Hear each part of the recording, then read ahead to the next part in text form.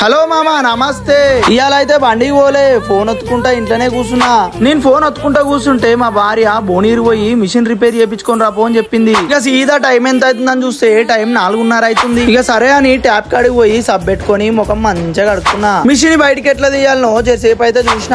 ఇక అటు ఇటు పెట్టి మిషన్ అయితే బయటికి తీసిన. బయటికి పోగానే కిట్టుగాడు బయటనే ఉండు. ఇక కిట్టుగాని తీసుకొని బండి మీద కూర్చొని బయలుదేరినమ్మా. ఇక సీదా బండి HP బంక్ లో కొట్టినాం. ఇక బండిలో పెట్రోల్ కొట్టించుకొని ఇక బోనీరు పోదామని స్టార్ట్ అయినమ్మా. అలా చూస్తురుగా రాగిరి కట్ట దాకా వచ్చినాం. ఇక కట్టమైసమ్మకి దండం పెట్టుకొని రాగిరి కమాన్ దాకా అయితే పోయి కమాన్ కాంచెల్ రైడ్ తీసుకొని మాట్లాడుకుంటా ముచ్చట పెట్టుకుంటా పోతే అలా చూస్తురుగా సక్క బోనీరు దాకా పోయినాం. అరే మా మిషన్ రిపేర్ చేసే షాప్ అయితే ఇదే మరి. పోగానే కాకకు మిషన్ ఇస్తే మిషన్ అయితే తిప్పిండు. ఇక ఆడి చేసి ఇడి చేసి మిషన్ అయితే మంచిగా చేసిండు. ఇక టెస్టింగ్ చేసి చూపించి మా ముంగట ఒకసారి అయితే మంచిగా కుట్టిండు కాక. ఇక ఆంచెల్ సక్క బెంగళూరు బేక్ లో పోయి 2 ఎగ్ పఫ్లు తీసుకున్నా. ఇక రిటర్న్ వెళ్ళిపోతుంటే తమ్ముడు శివ కలిసిండు. శివకైతే షేక్ హ్యాండ్ ఇచ్చిన. ఇక శివ చాలా రోజులకు కలిసిండని మాట్లాడుకుంటా రాగిర్లా చాయ్ కాడ ఆగి 3 చాయలు తాగి ఆంచెల్ సక్క రిటర్న్ అయ్యి ఇంటికి అయితే వచ్చేసిన. మిషన్ ఇంట్లో అయితే పెట్టేసిన. ఇక మా పిల్లలకు తెచ్చిన ఎగ్ పఫ్ ఇచ్చేసిన.